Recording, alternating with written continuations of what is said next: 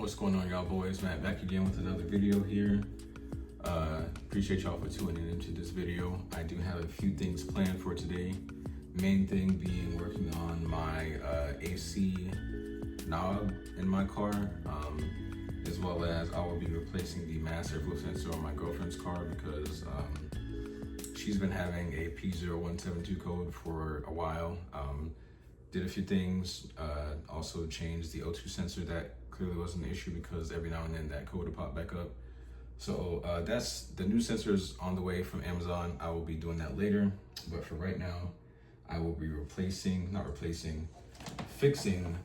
this issue with my AC system here. So what happens with this here is that the button over time, I guess it's just a common issue with, I don't know if it's just P2 Volvos or Volvos in general, but this knob here will either get to a point where it doesn't work anymore, or it's very intermittent to where there are these lights here that show what level, and then it'll be like you'll click it once and it'll be full AC, or you'll have to crank it like that and you'll get only 2 bars, or it's just very intermittent pretty much. So that means that the connection is at least partially gone, if not fully gone, and you kind of just have to get it to work. Sometimes I have to push in real hard, which I guess presses the button against the circuit board in the back, and then it'll kind of work the way it's supposed to. But anyway, said all that to say, it's messing up, it's broken.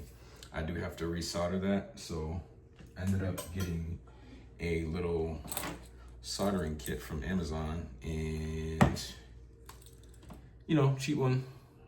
It does plug in. I wish it was cordless, but I didn't feel like spending a crazy amount of money because I didn't know exactly what I have to do, and if this didn't work, didn't want a big chunk to be spent on it. But later on, I might get something better for, you know, bigger projects later on. But yeah, 15 bucks, something like that, 10, 15 bucks, real cheap. It comes with the flux as well. Okay, hold on. Anyway, my lady came to visit me, you know what I'm saying? Yeah, soldering kit comes with flux, and some different tips for whatever application. I might end up using that one in the middle, super small, because it's really not a small area, or not a big area. I'll show y'all in a second where I need to get to. But yeah, it should work for this project and other projects in the future, so we'll see. So yeah, let's get to the teardown. It really shouldn't be that hard. I you know, did some research and saw what I needed to do. I will probably be double checking that video and making sure I'm doing the right things, but the teardown should be pretty easy. I've already done this before where I took it completely apart, because pretty much each piece of this comes apart. And ooh, my Amazon package came, 1 second.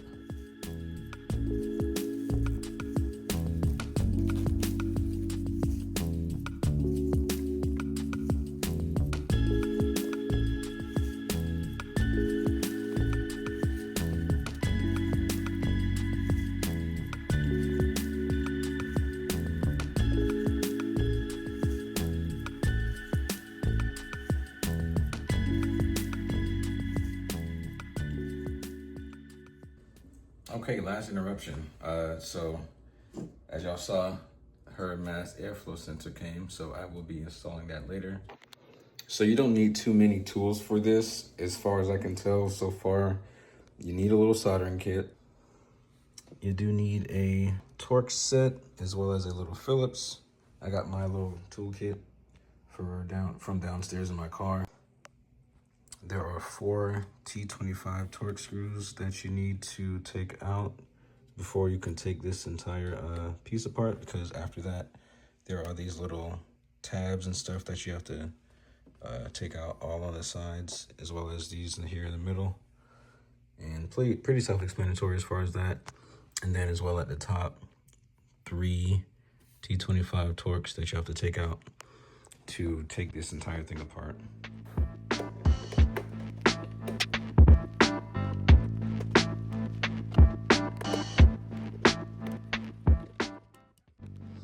Also, if you guys somehow don't have one of these, lifesaver, grab bolts from tight spaces. And if you drop them in the middle of your center console like I had before, you can easily retrieve them with this, as long as they don't go too far. Then after all those screws are out, you can kind of start just prying off very gently this front bezel here.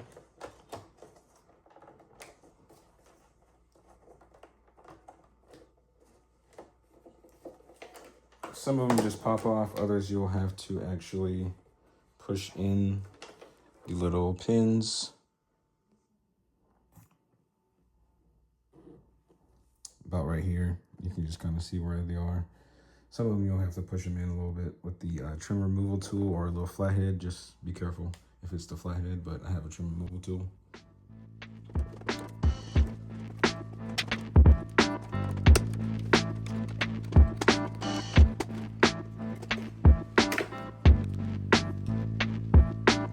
All right, little frame off.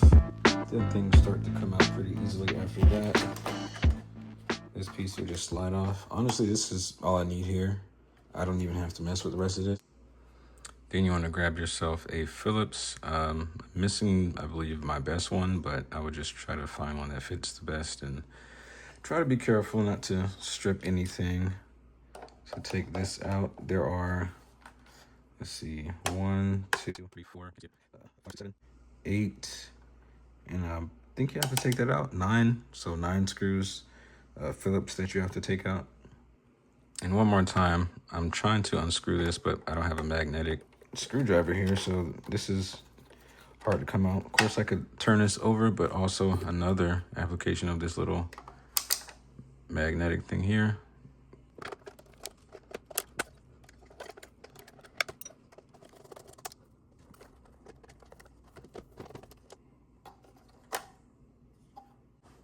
Do want to clean that out. I don't even know what exactly this is, but pretty sure that's something you want to clean out. Look at all that dust in there.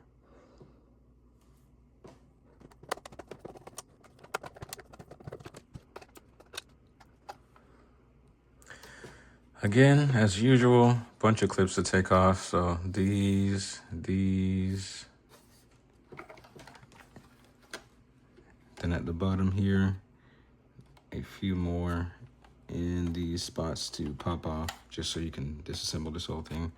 Also did miss one screw.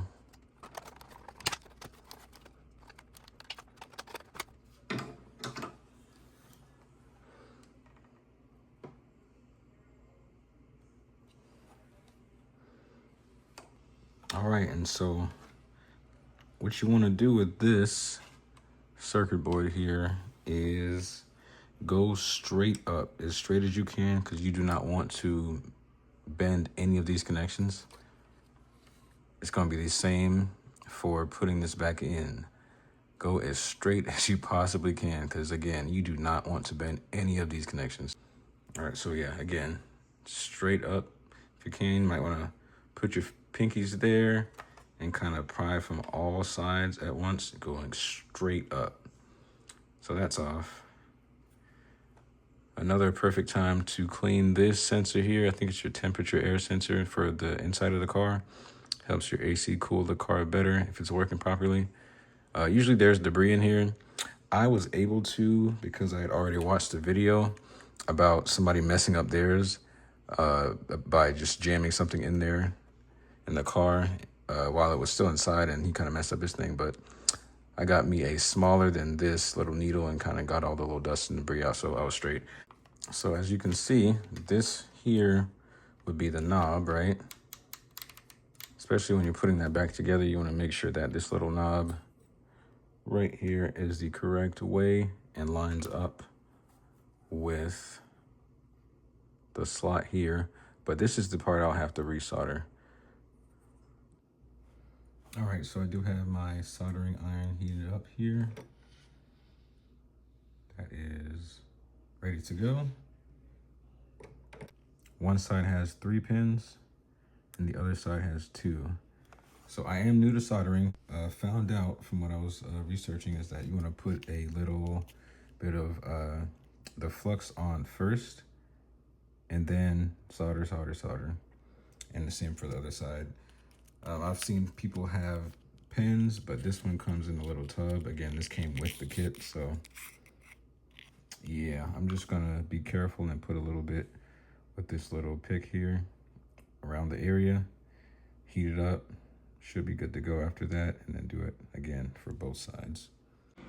Also, as a safety precaution, I will be wearing a mask. Of course, you could wear a much higher quality one, but I also have my air purifier going like literally 2 feet in that direction on a high speed right now. It's not really gonna smoke that much, but just in case there's anything that comes up from this, I don't really want to inhale any of that. So safety first, I'm gonna wear this mask, and then I'm gonna also keep this purifier on right here. All right, so of course you can do a better job than me, but I was able to get some of the rosin flux on here. And so the bottom part, I'm gonna do these 3, and then on the top, I'm gonna do those 2. It did smoke a little bit more than I expected, I won't lie, but hey, flux isn't always like this here, so this one had to be heated up first. It's like as solid as a rock, but it had to be heated up because it's rosin instead of the other kinds.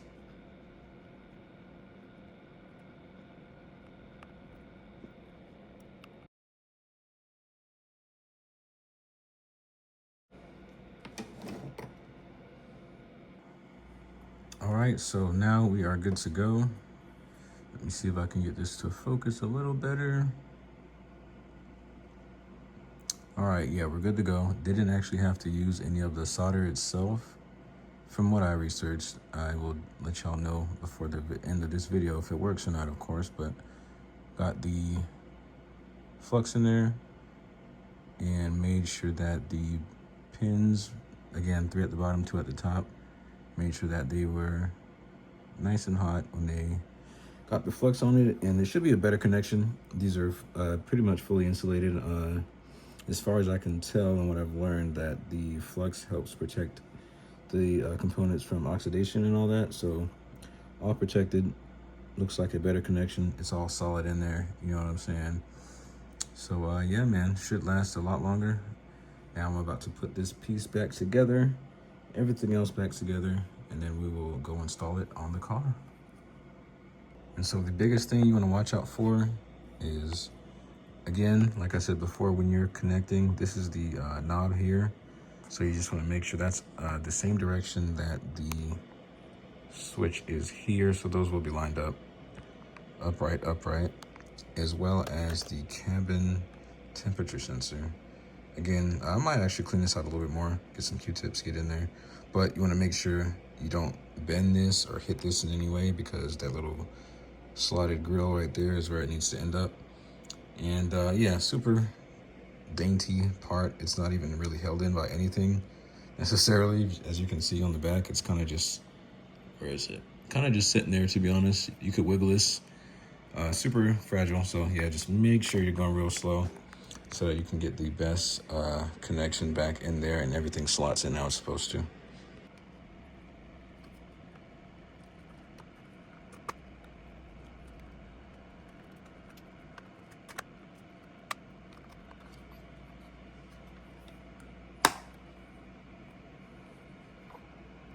All right, everything is seated. It really shouldn't require too much effort. I just wanted to be real careful just now so I didn't break anything in case I needed to back it out and redo it. So yeah, you're good to go. Now it's time to put this cover back together, clean this out some, and get it going.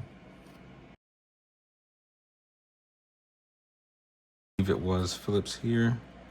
1, 2, 3, 4, 5, 6, 7, 8, 9. Yep.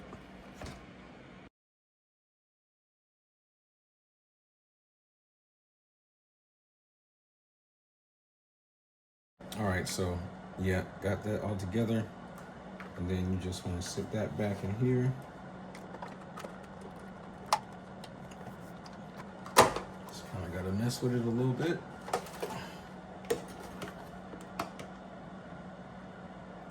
And so you'll have those 3 screws that go at the top, and then the 4 screws that go here, here, here, here.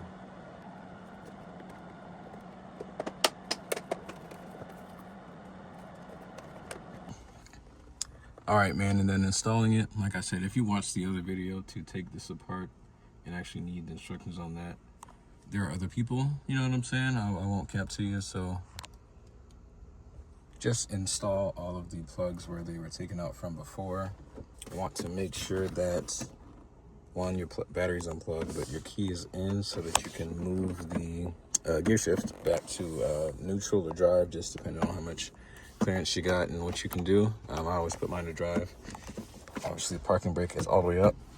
So then you just get this upright, wiggle it in there, make sure it's fully seated, push this back all the way, and then put those two T25 Torx back at the bottom, button everything up, and then test it out. Got the one Torx in. Now I am doing the other side. It'll be right below this here. And then putting the trim for this back on is like the easiest thing on earth. So it's just in by the clips here on this side. It's kind of hard to show with one hand, but let me see. All right, man, that was damn near impossible to show, but just right where this is, you line this up, press down 9 times out of 10, 10 times out of 10, they'll just click in. And then you get this trim piece up here, and you lean up from the back. Let me get this in right. Lean up from the back first, then you can rock it down, wiggle that in there. Good to go. All I gotta do is go connect this battery, and we will see if what I did worked.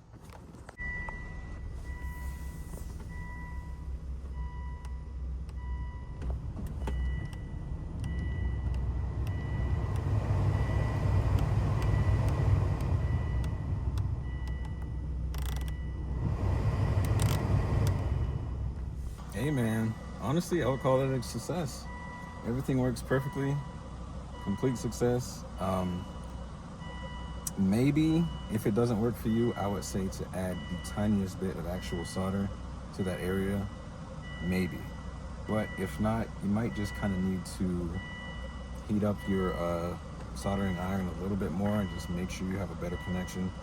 Use more flux, something along those lines. Just kind of mess with it a little bit. Don't do too much, but just mess with it a little bit more just to make sure it works. But man, complete success. Up, down.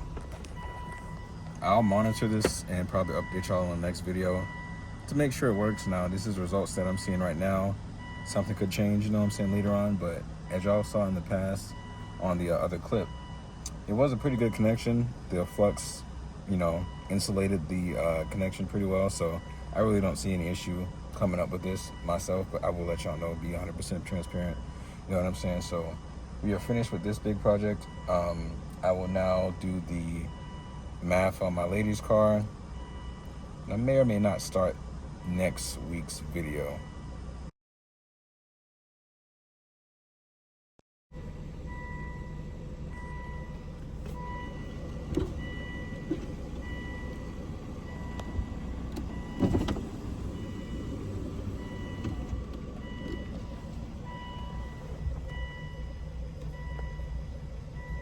Bro, I fixed my window. What? Hold on. I'm fucking around with these, putting all my windows back up because I had them cracked down in my car because it was hot and I was working out here. My windows were cracked. Cool, whatever. I accidentally pressed this one and realized that, it's actually trying to go down. Why do I hear the motor working? Bro, I fixed my window. How did I do that? If y'all know something more about Volvos than me, please tell me. I don't know what this is related to, but by fixing my thing here, could be random chance or it's connected in some random Volvo way, I just fixed my rear passenger window. I don't really think there's a direct correlation, but I fixed something just now by fixing that. That's crazy, man. I've been looking at a window regulator. I bought the little regulator glides and everything. I was finna tear this whole thing down, and I somehow fixed it by doing this on accident. Bro, all my windows work now. That just saved me so much money. That's crazy.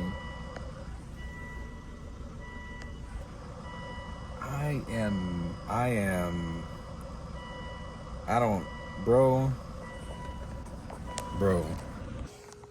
All right, and then last treat of the video, as I promised, I'll show y'all how to, not even how to, because it's super easy. Everybody knows how to do this, but just showing y'all replacing the MAF on my lady's Elantra. So let's get this to go. All I have myself is this cheap little scanner. I will be getting a heavy duty one that can do a lot more later on. So this is just what I'm dealing with right now. And like I said before, it was showing a P0172 code. So let's see if it's still showing that today. Yes, it is actually. So we will see if this works. Again, I replaced the O2 sensor. That did nothing. And now I'm gonna replace this MAF. So hopefully that works and clears this code, because otherwise it's back to the drawing board, and I don't really know what would clear this otherwise. So let's see. All right, so we are out with the old and with the new. I just ended up taking this intake system off. Not fully, obviously, but yeah, just so I can get to the MAF, of course. So this is the old one, identical. This one here is, I believe, OEM. Yeah, OEM Hyundai. And this is from a premium, so hopefully it works a little bit better, and we'll see how this goes. All right, man, cleared the code. It's kind of hard to see, but nothing came back. No engine light. Honestly, we will just see, and I'll have to update y'all in a later video. I can't tell as of right now if it worked. It seems to idle a little bit better, but I can't be 100% sure, to be honest, not this soon. So yeah, man, this is gonna be the end of the video today. Finally got around to switching this at least. So I know for a fact that this part is new. Replaced the O2 sensor on her car, so we just gonna see how this goes, and gonna see how it goes with my car and stuff. So yeah, man, appreciate y'all for my keys. Appreciate y'all for tuning in, man. It's been a long day. Definitely got a lot done today, and hope y'all enjoyed, you know what I'm saying? So if you did, please like, comment, subscribe, and I will talk to you guys later, man. See ya.